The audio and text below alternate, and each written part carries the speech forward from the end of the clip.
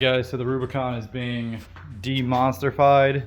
Just did the old rear ground clearance delete mod. So that's what 28s versus 33s look like. Pretty great. The back portals, I just took them off. This thing's gonna go back to stock, probably gonna get sold, and probably gonna sell the portal bracket kit, and I'm probably gonna hang on to the portals because I also have all of the brackets for DirecTV to put them on a Pioneer 1000. I'm probably still going to get a Pioneer 1000. I've had one on order forever. I'm about to give up on that dealership and buy one somewhere else. Trying not to pay a huge markup. Some of the quotes I've got in Orlando area are $5,000 over MSRP. I'm not paying that. And if you guys are paying that, please stop. You're just teaching these dealerships that you're retarded and they can rip you off. Stop paying that. Jesus, God. That's 29% over MSRP, guys. That's ridiculous for a base model Pioneer 1000. Anyways.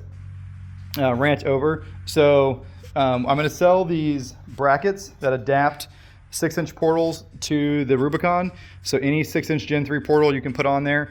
I'm going to sell the brackets, the HD tie rods, and the input gears and the nuts that are required to do the swap.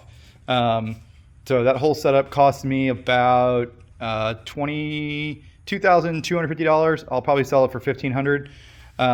They are in really good shape. The only wear I noticed is obviously these weren't powder coated, so you could powder coat them if you wanted to. These back bushings right here, you can see have some wear. So I'll try to get those replaced before I sell them, but if you look at right there, you can see there's a little bit of slop up and down here. So that's the one wear item I noticed on the rear. Everything else looks really good. So it's definitely a stout setup. I mean, these portals are designed to handle the weight of a giant side-by-side. So on a four-wheeler, there's no abuse being put on them at all. The portals look really clean. So I know there's been like several people have emailed me and messaged me and whatever else about buying these back plates when I'm done with them. If you want to get a hold of me to buy them, you need to email me at mudpuppygaragemods@gmail.com. It's the title page of the video has my business email in there, and I can talk to you about getting them. I'd rather sell them to somebody local. I don't like messing with shipping. So yeah, $1,500 for the back plates, the P500 top gears, the correct pair of gears, and the nuts and the tie rods. That's a pretty good deal. I'll save you at least $700 if you're going to try to do that yourself. And obviously, there's a long lead time on custom parts like that. So, oh yeah, also the heavy-duty ball joints will come with those too. These badass ball joints. Boom. So now I'm gonna start tearing down the front. Obviously, the front's way more work than the rear. Because you have to mess with steering and ball joints. The rear is just bolt on and off. But everything came apart really nice. The Super ATV Gen 3 portals have a big improvement with the size of the shaft right here. So that all came apart pretty easily. But now to tear apart the front. Now for the fun stuff.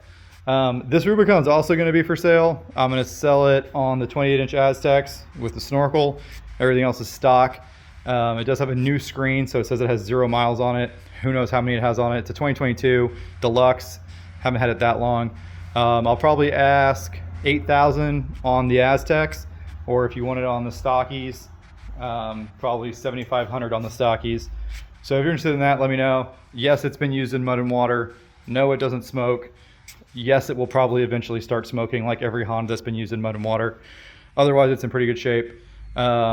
It does have the Honda factory winch on it too, the Warn winch, and I upgraded to synthetic Amsteel rope, so that's a nice thing too. And of course, it's snorkeled extremely well by yours truly. So I'm gonna throw the stock knuckles back on it. They're about brand new because they haven't been on the bike very long. So the bearings, the bushings, the ball joints are all good. And I am gonna put some new upper ball joints because I'm gonna let these ball joints go with the portal plates. They're designed specifically for the portal plates. So I'm going to put stock ball joints in it, and all the ball joints, the badass ball joints, Dirt Mafia ball joints, are going to go with the portal bracket kit. And along with the portal bracket kit, I also have some extra parts I will include, which is some ball joint rebuild parts and ball joint boots in case those are ever needed. All right, the Rubicon is tiny again. Someone's going to ask, how long did this take? Removing all the portals and the back plates and the ball joints, swapping to stock ball joints, stock knuckles and brakes back on and all that stuff. 3 hours total, start to finish. Actually, looking at the clock, is more like 2.5 hours.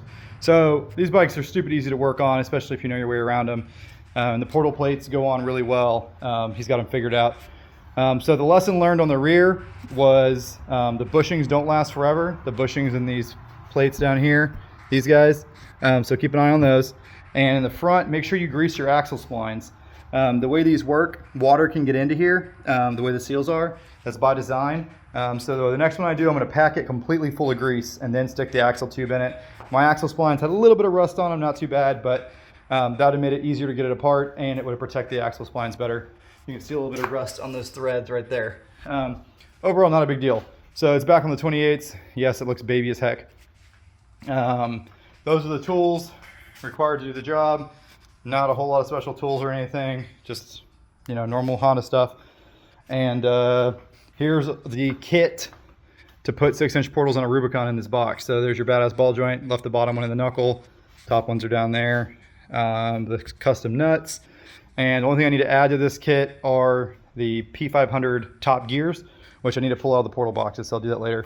So if you're interested in that, shoot me an email. If you're interested in the bike, shoot me an email. And if you're really interested, I could do a package deal. I could sell the portals with it. Just let me know what you want. These portals, like I said, don't have very many hours on them. And being that they're on a 4-wheeler, they're totally unscathed. I did open them up a little bit to take them apart.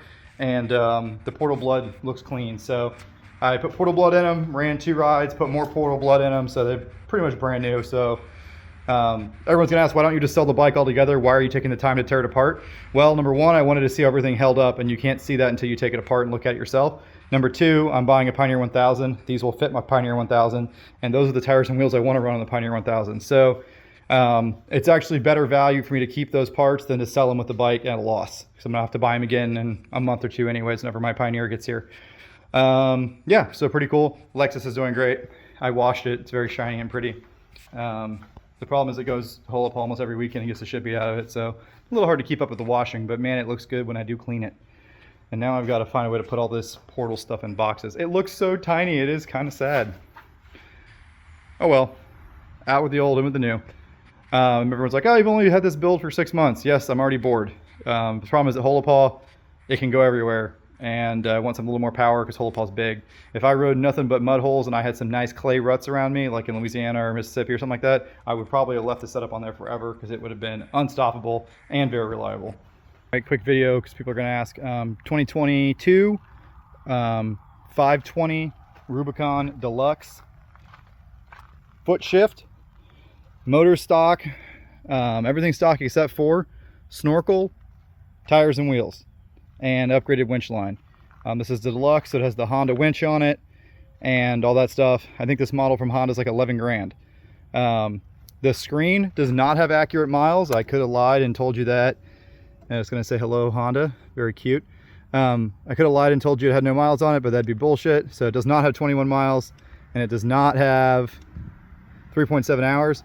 It's got about 150 hours on it. That's what I remember when the screen started to go out. Yes, it's snorkeled very well, very airtight snorkel. Yes, it's been in some mud and water.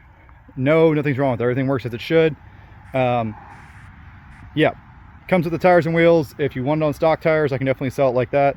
I can use these on one of my other machines.